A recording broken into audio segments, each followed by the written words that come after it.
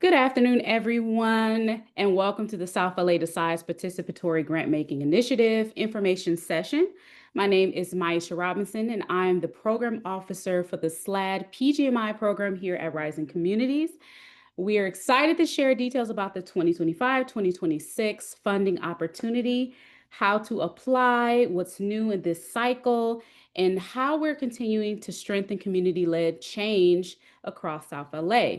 Please note that today's session is recorded and closed captioning is available in the Zoom settings. As Dr. Maxwell mentioned before, why am I not presenting? There we go. As Dr. Maxwell mentioned before, there we go.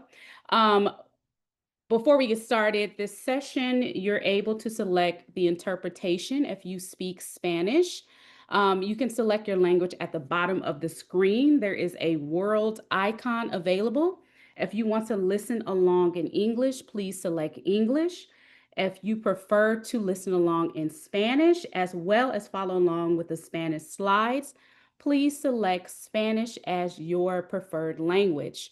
All recordings will be available to review after this session and will be shared with you all. We want to make sure that everyone can fully participate in today's session. In addition, at the end of the presentation, we will provide a Q&A session. If you have a question during this time of the presentation, please use the chat feature and a team member will answer in a timely manner. In addition, all questions and answers will be added to the FAQ page, which will be quickly updated weekly on the project page and the RFP announcement page via Grant Vantage. Today's agenda. Here's our agenda for today. We'll begin with a brief overview and background of the Participatory Grant Making Initiative. Next, we'll go over key details from the request for proposal, including eligibility priorities and funding structure. Then we'll introduce the incubator sessions, which are designed to support applicants in building a strong proposal. Finally, we'll close with a look at the timeline and how to apply through the Grant Vantage portal. For a little background, to understand the work that we're doing, let's take a look at Best Start Region 2, which includes 4 of the South LA communities: West Athens, Broadway, Manchester, Compton, East Compton, and Watts Willowbrook. Best Start Region 2, South LA, works across these 4 communities to empower the families and residents who live here, work, and are invested in this community. Best Start Region 2 has accomplished this by unifying community members and having them identify important policy issue areas for community advocacy and grant making, community participatory grant making, hosting food drives, and providing families with support that supports their children, people who live here and will continue to grow in South LA, have the best start they need for a successful future. Let's take a look closer at the South LA Region 2 map. These 4 communities, West Athens, Broadway, Manchester, Compton, East Compton, and Watts Willowbrook, are the 4 focus communities for this funding cycle. The grant covers these specific areas within these particular zip codes. Therefore, if the organization's address or headquarters is outside of Region 2 and does not have the same zip codes for these particular areas, you do not qualify. So please take a look close at these zip codes as they are aligned with these specific communities within Region 2. Rising Communities, formerly Communities Health Councils, is a policy and systems change organization. Our mission is to collectively build equitable systems that create healthier, stronger communities for all people. Through the SLAD PGMI program, RC supports the planning and implementation of projects that identify and advance policy solutions or improve systems of services specifically to improve the lives of children prenatal to 5 years old and their families in South LA. Excuse me. Traditional philanthropy often relies on funders to decide priorities. PGMI flips that model. It gives decision-making power directly to residents and community leaders who know best what their neighborhoods need. Through the South LA Decides Participatory Grant Making Initiative, PGMI, residents determine how funds are distributed and which priorities matter most, ensuring that funding reflects lived experiences and community voices. Why is this important? It empowers CBOs to lead systems and policy change. How over 2,000 residents across Region 2 have voted on community priorities.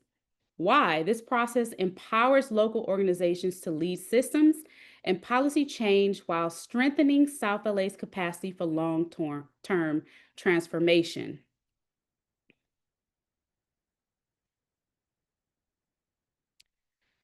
PGMI impact. In 2024 alone, the PGMI initiative granted $770,000 in funding the local communities, engaged over 31,000 residents, supported 1,900 families with children 0 to 5 years old, funded 10 community-based organizations, and impacted more than 157,000 residents across South LA and Compton.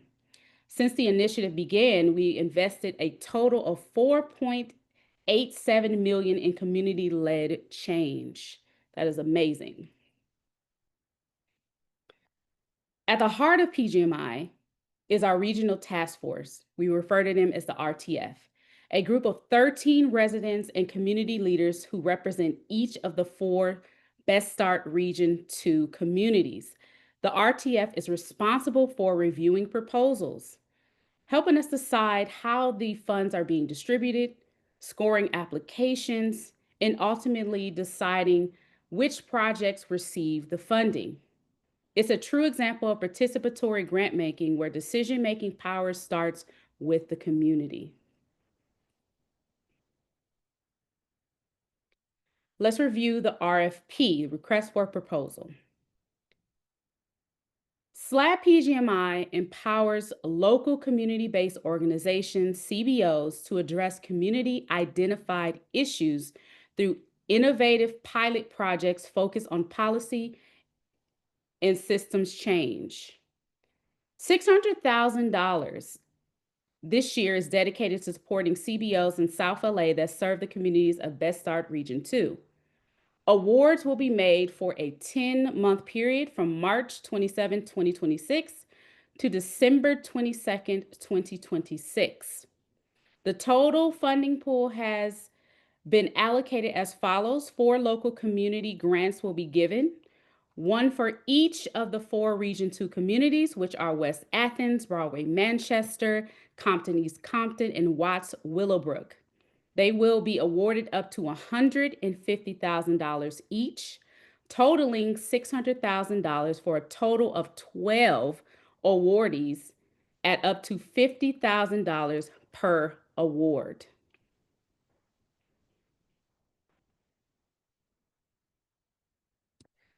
The policy and systems change. Policy and system change describes advocacy actions that aim to transform systems and institutional structures in order to address the root causes of community issues. Systems may refer to established dynamics like governmental bodies, but can also include systems of values and mindset. That could look like advocacy, coalition building, or structural changes that improve access and equity across South LA. Local priorities. This year's funding focuses on 5 locally identified priorities for Best Start Region 2. Reduce poverty, which is ensuring that families with young children have the financial stability and resources needed to meet their basic needs, such as food, housing, and healthcare, so every child ages 0 to 5 can grow and thrive in a secure environment. Secondly, reduce housing insecurity, helping families across and maintain stable, safe, and affordable housing. It aims to prevent homelessness, overcrowding, or frequent moves that disrupt children's early development. Number 3, reduce infant mortality, improving maternal and infant health outcomes by ensuring access to quality prenatal birth and postpartum care. so that every baby is born healthy and survives beyond the first year of life. Increase culturally affirming services, expanding programs and supports that reflect and respect families' diverse cultures, languages, and experiences so that every family feels seen, valued, and supported in ways that foster belonging and equality. Increase choices for healthy foods. Increasing choices for healthy foods ensures that all families, especially those with children ages 0 to 5, have reliable access to nutritious, affordable, and culturally relevant food options that support lifelong health and well being. Applicants should clearly show how their proposed project addresses one or more of these local priorities.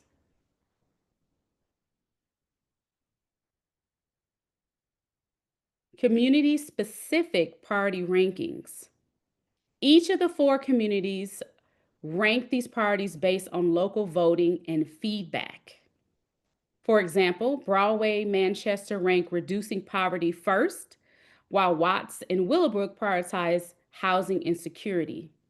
Applicants should align their proposal with the priorities of the specific communities they plan to serve.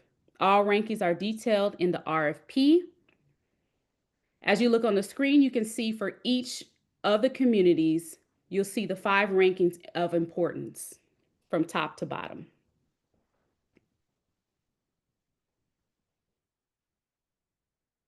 To support applicants, Rising Communities will host 3 incubator sessions designed to guide you through your proposal development.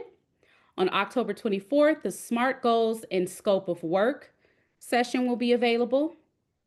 On November 14th, Budget Planning session will be available.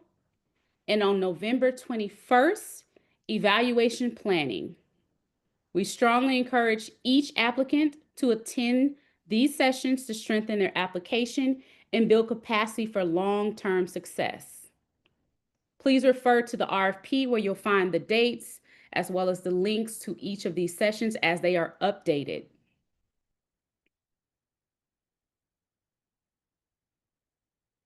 Eligibility requirements. To be eligible, these are the following requirements. Must be a tax-exempt organization under Section 501c3 of the Internal Revenue Code or be a fiscally sponsored by a 501c3. Show a proven track record of providing services in one or more of the Best Star Region 2 communities. Have an office or be headquartered within the South LA, Los Angeles geographic area within Region 2. The South LA address must be provided in the proposal. Be an equal opportunity employer with all-inclusive membership that does not discriminate based on gender, race, ethnicity, color, sex, sexual orientation, country of national origin or nationality, age, religion, intellectual or physical disabilities, and military or veteran status in its activities or operations. Organizations that do not meet these criteria would not be considered.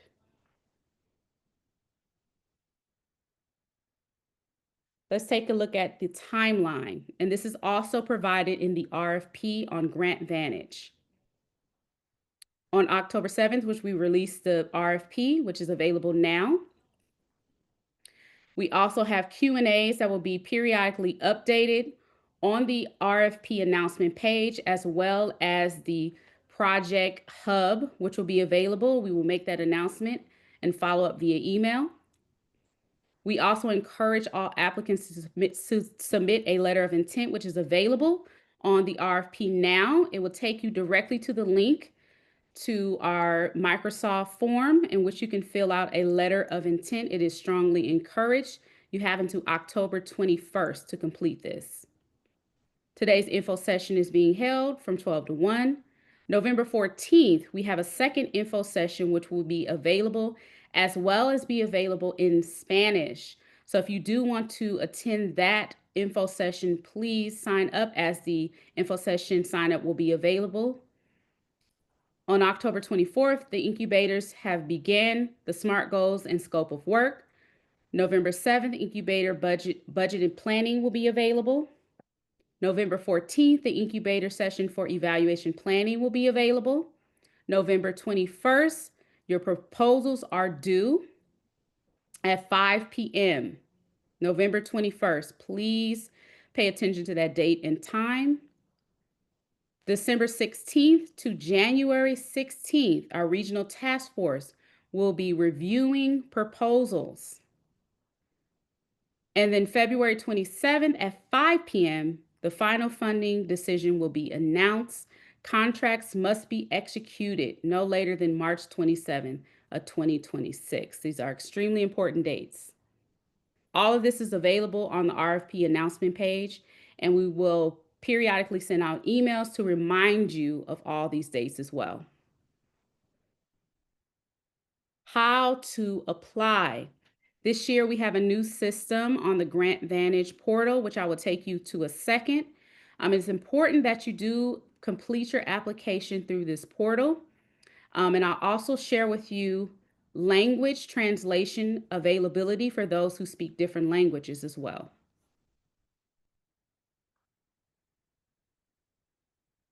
All right.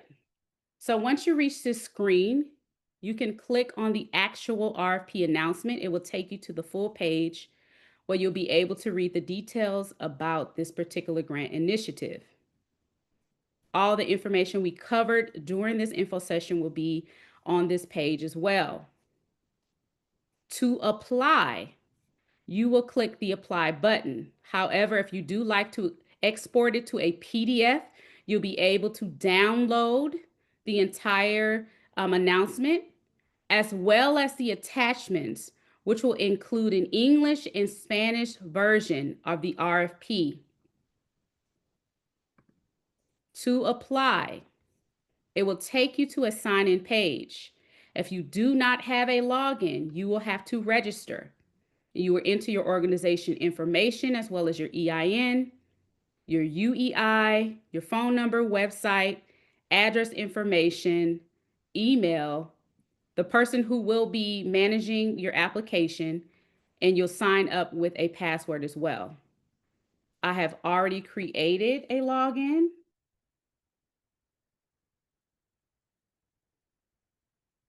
So you can see how it looks. Okay, so once you're in the portal after you created your login and you have an account now, an active account, you'll be able to view the RFP inside of the application portal. So the application you apply here and the attachments are available as well. If you need to change the language, I'm working from a Mac. It is very similar to a regular PC. So there should be an option in your domain access on the web page. For a Mac, there's a button that says translate. I would choose that button. There are 3 dots here. I would choose those 3 dots and choose another language. Once I choose another language, there's a drop menu and I can select Spanish. Once I do that, translate, the entire application system turns to Spanish. You'll be able to follow along with your application in Spanish or any other language that you prefer.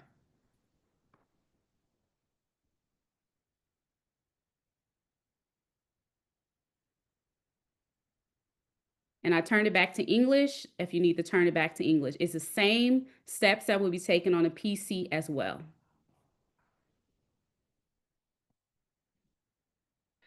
Here are some important dates that you should make sure that you jot down. On October 7th, the RFP has been released. It is available until November 17th. Next information session is held on November 14th, 2025. Upcoming incubator SMART goals and scope of work until October 24th. The proposals are due on November 21st, 2025.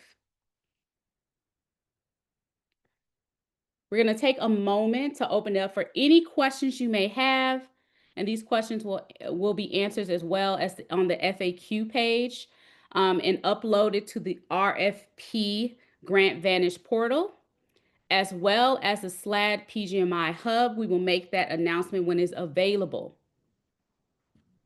So if you have any questions, please raise your hand and come off of mute, and our team members will help answer those questions.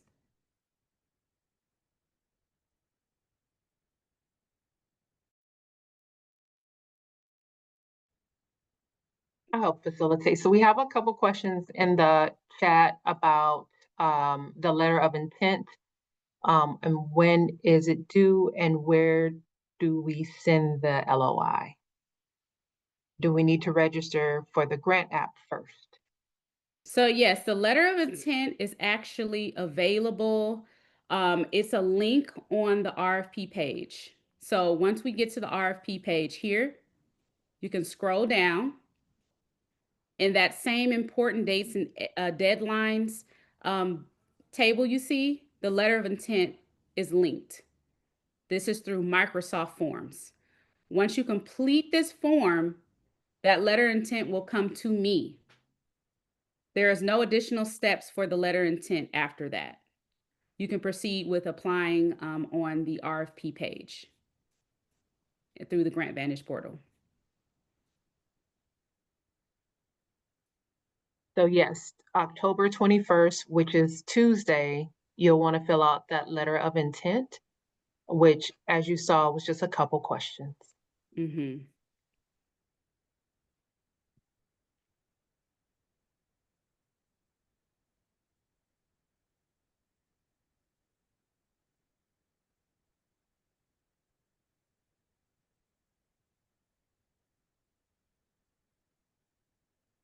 Okay, then it says, can you show the zip codes of Best Start Region 2 areas again, please? Yes.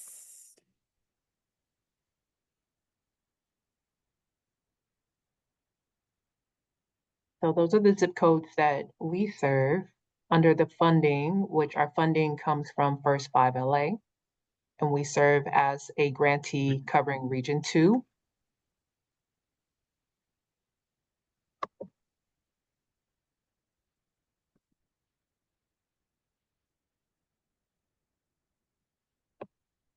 For the region, the application, when you apply, if this is more connected to your office or your headquarters, in that application, make it clear like where your office or your headquarters is, city and zip code, so that when we review applications, we can take both into account and then follow up if we have any questions or points of clarification.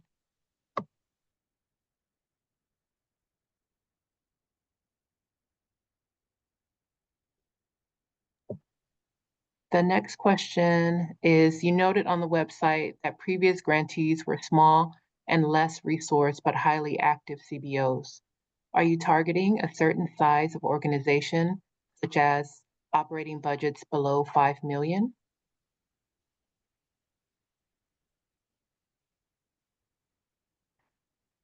With that, there has not been a discussion in terms of operating budgets below a certain amount. But as you're thinking about your proposal, we do highly recommend creating a proposal that is realistic in terms of spending down the 50,000 to support priorities that were shown. So that's what you'll want to more so focus on is in your proposal. It doesn't matter how small or big you are.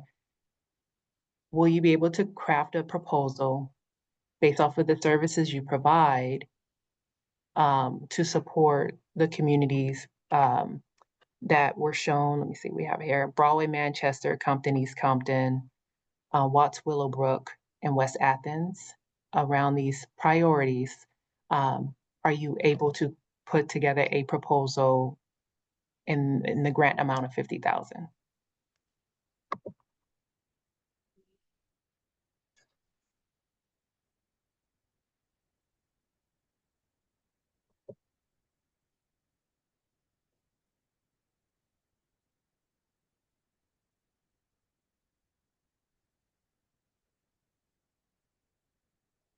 All right, and then Hey, let's see. folks. Go ahead. Thanks so much. My name is Ben Kay. I'm one of the directors at Hopix, located here in South LA and the larger SPA6 area. And so I just wanted to ask a question again about the kind of area of focus for the grant. I was driving a little bit, so I didn't get to hear everything, but is there, are policy and advocacy activities an eligible category for these funds?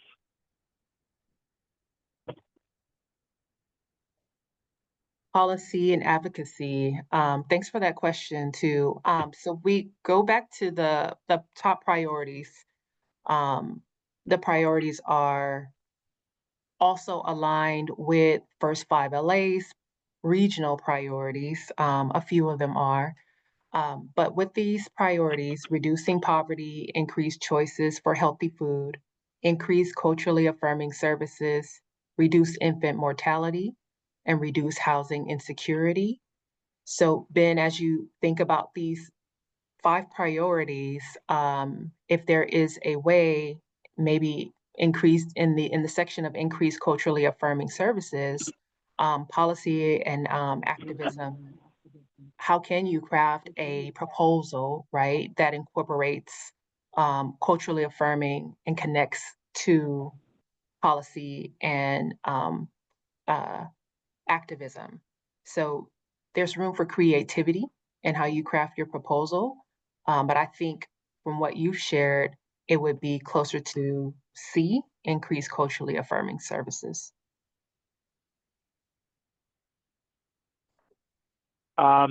We do a lot of work around housing and homelessness, and a lot of our focus is on, shifting policies and advocating specifically for families. So I think that was maybe my question was activities around policy advocacy on behalf of families that are housing insecure. Would those types of activities be eligible activities under this grant? What would that activity look like? It does, to me, at face value, it sounds like it falls under housing insecurity, but give us an example of what your proposal would look like. I think that would be helpful as an example. Yeah, absolutely. So here at Hopix, we have several locations throughout the South LA and SPA6 area. Last year, we served roughly 7,000 to 8,000 total participants who were part of a family through several of our programs. But one of our kind of gateway programs is our Family Solution Center. And that's where, if you're experiencing housing insecurity of any kind and you're a family, you would come to our center, and then we would conduct triage assessments and then try to connect families to programs or resources either we have in-house or that our partners have. And temporary housing is part of that, education, employment, substance use, support, all those kind of things. But a lot of our policy work or our advocacy work is tied directly to what we're seeing on the ground, things that we are recognizing through our programs that we either need to, advocate on behalf of our participants for, specifically for shifts. This could be advocacy federally, at the state level, locally. Our leadership team spearheads that advocacy in different spaces, just depending on what we're seeing. And so I think for me, I could envision a proposal from Hopix where there would be specific advocacy goals tied to your priorities on behalf of families in South LA as a proposal that we'd be interested in submitting. But I think those are some of the activities that that I'm envisioning right now. That's awesome, Ben. No, all that aligns.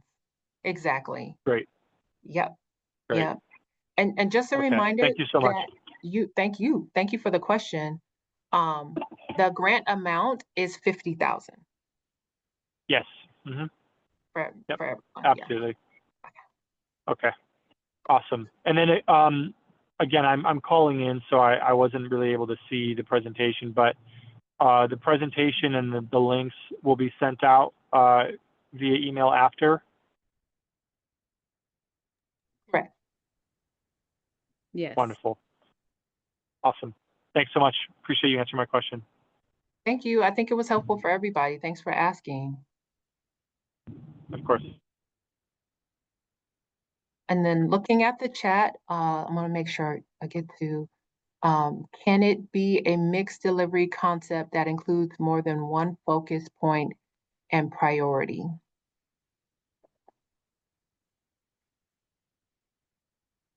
That is a good question. I'm thinking about who gave me this quiz question here. Who is this? So when Crystal, so Crystal, when you submit your proposal, I don't know what type of service your organization currently provides, but if your organization touches on all of these priorities or majority of them, I would highly recommend focusing in on a priority that allows you to touch on different priorities areas. As an example, like reduce poverty. With reducing poverty, example of a proposal would be workforce training programs, job placement or career navigation support, increased education, internships, apprenticeship, wraparound services, such as transportation or childcare, job focusing. Um, if I were submitting a proposal and my organization provides, different services in that way, I would select reduce poverty.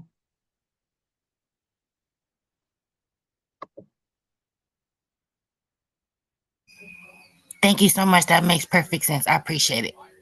You're most welcome. And then let me see.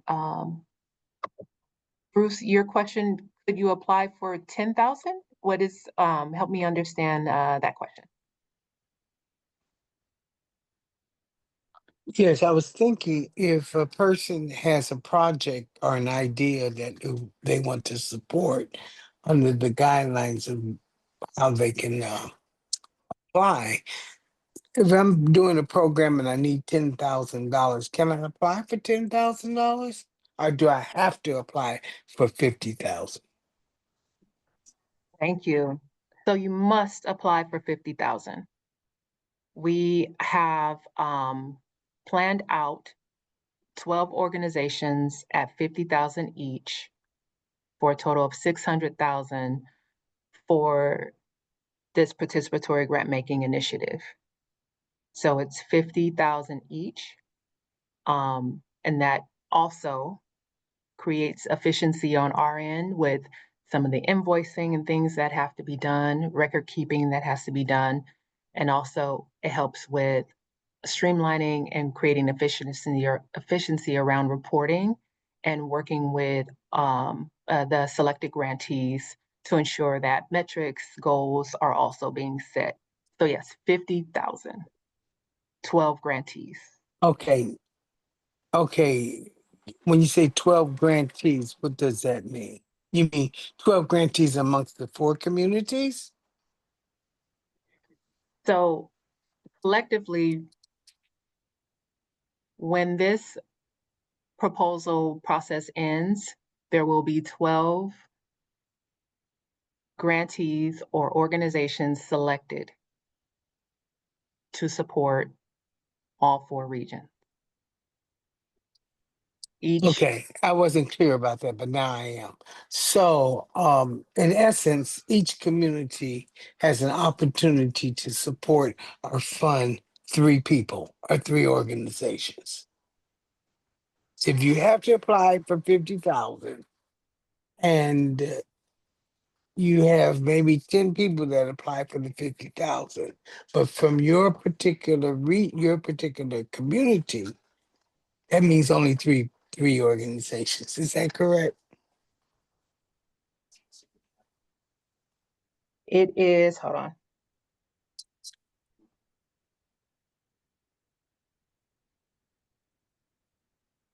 So I think we had it at when we did this, and Bruce is one of our regional task force members, everyone. So we've had a couple conversations around how potential grantees can support each region, and wanting to have a focus on supporting the local communities. So I think it was at, hold on, 3 to 4 organizations being able to support all 4, divided by 4. Yeah, so at the most, it would be like 4 organizations being able to support 3 to 4, support each 4 regions.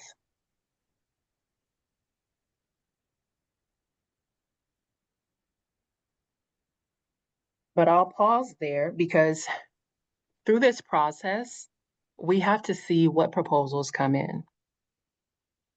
We're hoping that those who apply can support in each of those priorities.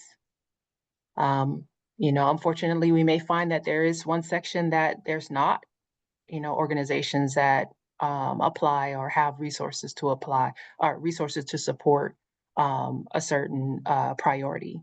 For example, culturally affirming services. That's a tough one. Even First 5 LA is having a hard time identifying organizations who can support culturally affirming services. So once we have all the applications in, the proposals in, that will help us really understand which organizations can provide local priority needs. One other question. Is there still an opportunity for people to vote on South LA Decides? That's still an option, right? Yeah, let me add some context for everyone else. So as part of our process to support this participatory grant making initiative, we launched a Get Out the Vote process with South LA residents. We are in our starting phase between actually today into the end of November to get the greater community to also rank the priorities that are shown in the RFP. The priorities that you see in the RFP are based on our connection with First 5 LA and the preliminary ranking our current delegation, which is our general community of delegates, our regional task force, and our steering committee. They were able to rank.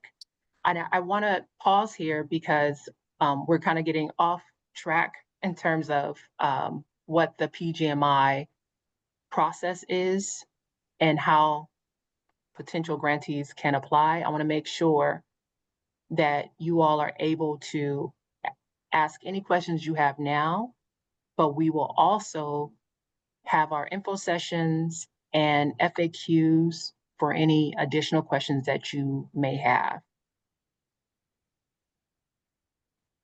And let's see, Maisha, I'm going to hand it back over to you. Let me go through the chat.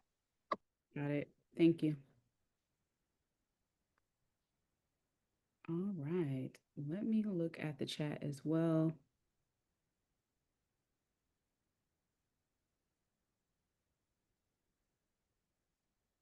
Okay, we have a question. Will this be a reimbursement grant? That's an important question. Dr. Maxwell, you want to answer that one? We may have to get with Sejal and First Five just to clarify, uh, being a reimbursable grant, or are funds distributed in whole at the award? Because my understanding is that, um, Maisha, with this awarding period, um, the 50,000, the 50,000 one has to be spent by June 30th. Mm-hmm. So that's an important note for everyone. It has to be spent by June 30th. So we'll have to go back and confirm with our leadership team if the intent is to, once you've gone through the selection period and approved, if they are still on accord with, uh, I'm gonna say, paying out the 50,000, and that's the awarding period. I believe so, but we'll reconfirm and follow up with you all. If the 50,000 is awarded at one time, then it would need to be spent by June 30th. Your program activities, however, can extend until December 2026. So you would have to spend the funds between, I think it was March 27th Yes. and June 30th, because that is our funding year with First 5 LA. Your activities can extend until the end of December 2026.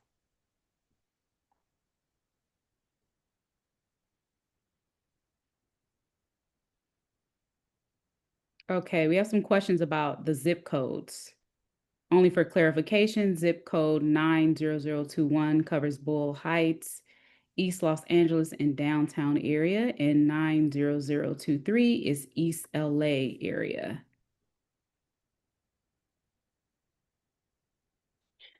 Is the question more so about where your office is or your headquarters is and wanting to make sure that it's in the Region 2 area?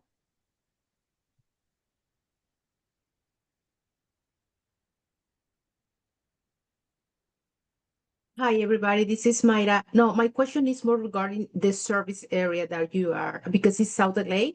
I just need Mhm. confirmation just to confirm because those zip codes belongs to a different communities, East LA and more like downtown and area. Okay, what I can do is I can confirm all these zip codes and update that on the FAQ page so that you all can have access and confirmation which zip codes are allotted in these particular Region 2 areas. Okay?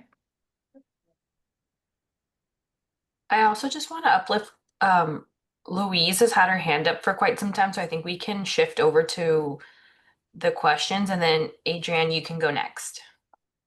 Okay, I'm Louise, and my question, we are a dance company, and we're currently working, our zip code is as part of that Compton downtown group, and we're working in Compton and Watts right now.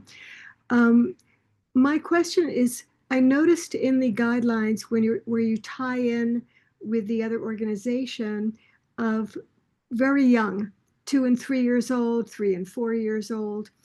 Is that a priority at all in these grants, that age group?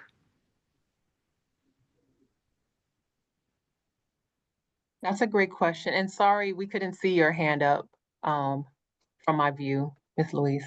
Oh, okay, thank you. You're welcome. So with our agreement with First 5 LA, First 5 LA focuses in on families of children 0, so pregnant, to 5 years old. To 5. Mhm. And so, yeah, and it's a great question. So as you're thinking about your proposal and the service that you would want to provide, really highlight how those services can support families with children up to 5 years of age. Okay. And would we be able, for instance, we work so much with schools, would we be able to tie in with offering those services through schools where they could bring their families to them? Or would we be looking for more a community group? We don't have our own facility. We have an office, but we go to other places to do our services. I think that would be really cool. Let's say you work with a school in Watts, Mhm. right? And build out a program to service the community. I think that would be great. Okay. Yeah.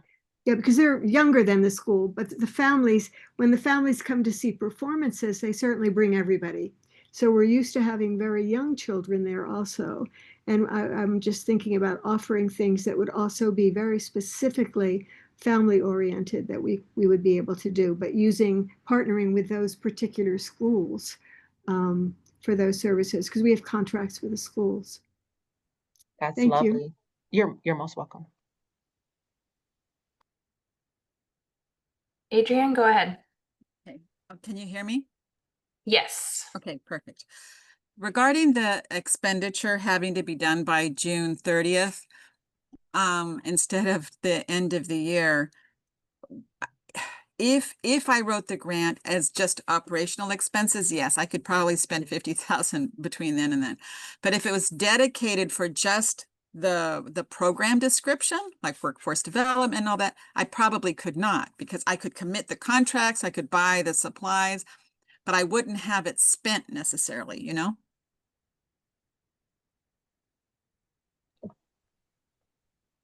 Yeah, and I think that's part of the challenge with the time frame of the funding and needing to spend the funds.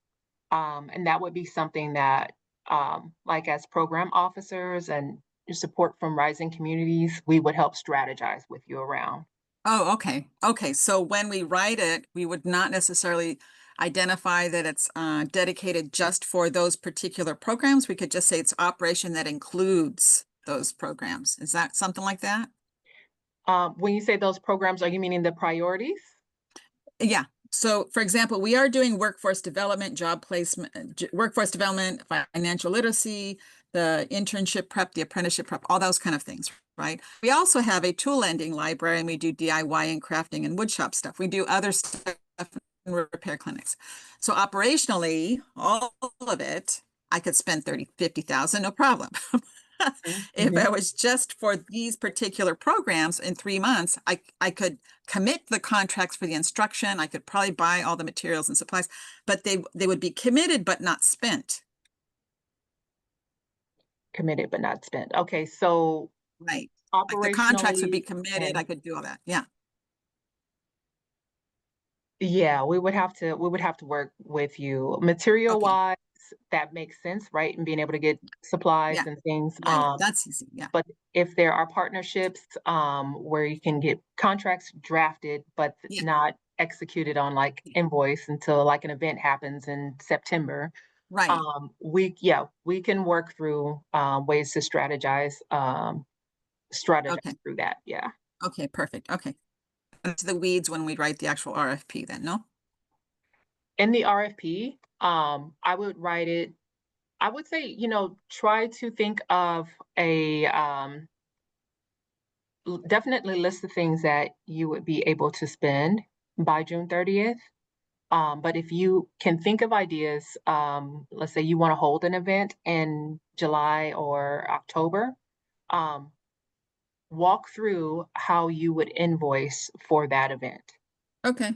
And I think that would help when we review applications as a team. Then we'll know, like, okay, how can we support further thought on Okay. how to navigate that? Yeah. Okay.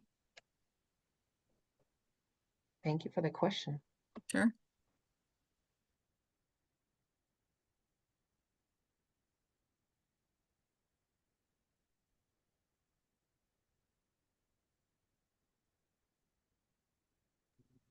Ruth, is there any other hands up? I can't see from my end. No, no more hands up. I think we can switch back to the chat questions, which I think a couple just came through.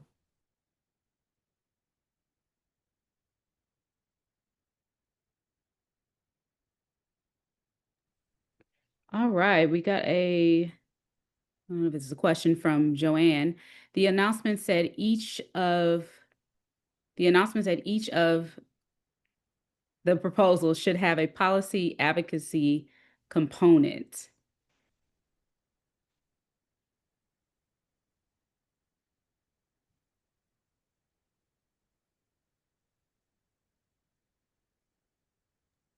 I don't know if Dr. Maxwell, you want to pop in this? I'm trying to follow where the question is. Is that a question or is that a?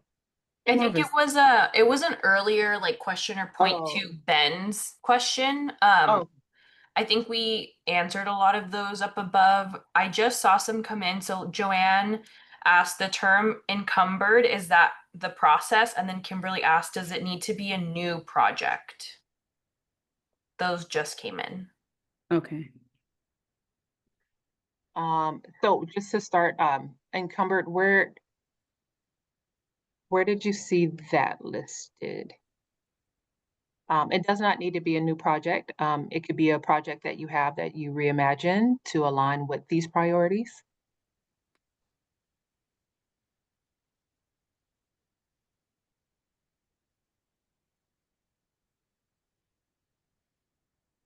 And if Joanne is still on, can you share more of what you mean by uplifting encumbered?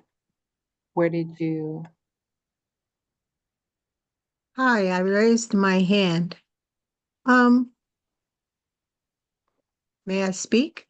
Yes, please. Hi. It was when the lady was asking about how do we go about showing that we spent those funds, and it's called encumbered in the contract world. So, but then I would like for us to go back and we go to that page to tell us what our timeline is, because I notice it says it's a 10-month contract. So maybe we might have some more questions that you guys can take back, because trying to encumber that, yeah, that calls for a bit of razzle dazzle there to be able to get that done. That's in Spanish.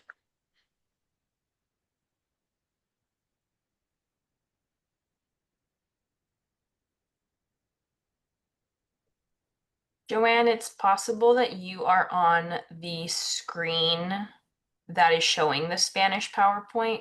So if you toggle up above, if you go to Maisha's screen, the PowerPoint is up in English.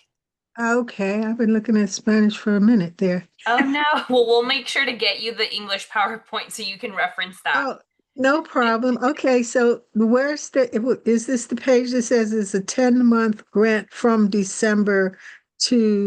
March to December? Correct. Yeah, that's So what you're that's what we have. You're saying, but March, April, May, June, we have to encumber all those funds within 3 months and then still function the other 7 months on what yeah. correct. Okay. I would love to see the answer to that. Thank you. Correct. Yep, you're understanding it correctly. And this is where in the proposals, yes, to your point, it is razzle dazzle. And with our funders, with that strict time frame, and thank you for the encumbered terminology, we are held to making sure those funds are spent by June 30th. Yeah. And the other comment that I had regarding the policy and advocacy, it says in your application that it's a part that Start always does. So they're looking for each of us to have some level of policy change. Yeah, there you go, right in there. Yeah. So people can think about it because it's all about making a difference. I've worked with an agency in Westmont for like 4 years, and that policy and advocacy is a more natural thing than what we can imagine, because we're looking for changing things in our communities. And that's all. Thank you very much. Yes, thank you. Thank you for uplifting that, because yeah, to Ben's point as well, as you're drafting your proposal, definitely highlight how the work that you're proposing, the service you're proposing, supports policy and systems change. And if you have a metric or have an outcome that you envision to be able to, bring out of your service, add that as well. I know we're at time, but I just want to, if we can answer one last question, Crystal's floated it a few times around partnering with other organizations to increase impact. So one of the things she's thinking about is possibly partnering with DCFS. Is that allowed?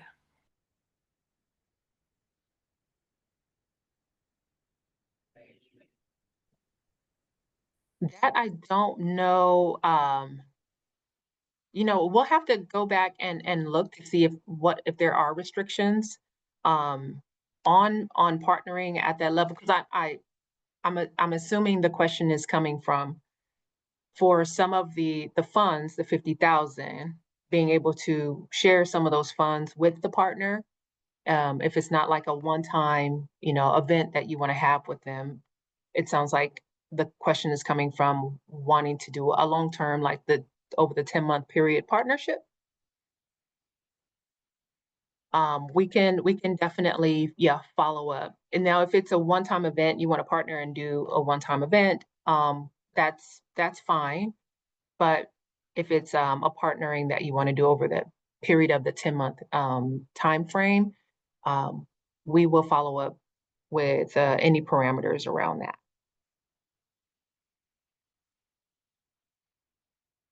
And we are collecting these questions to help with the FAQ as well, since others will have similar questions.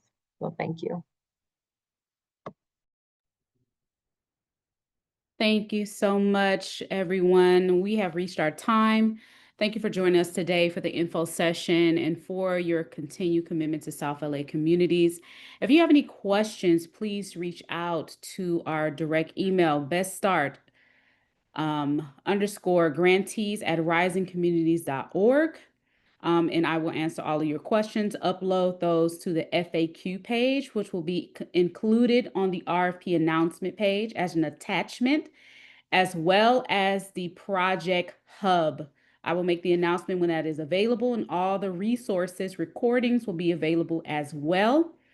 Thank you so much for your time, and I'm looking forward to working with all of you and receiving your proposals. Have a great day. Thank you. Thank you. Thank you. Have a good day. Good luck, everybody. Thank you. Yep.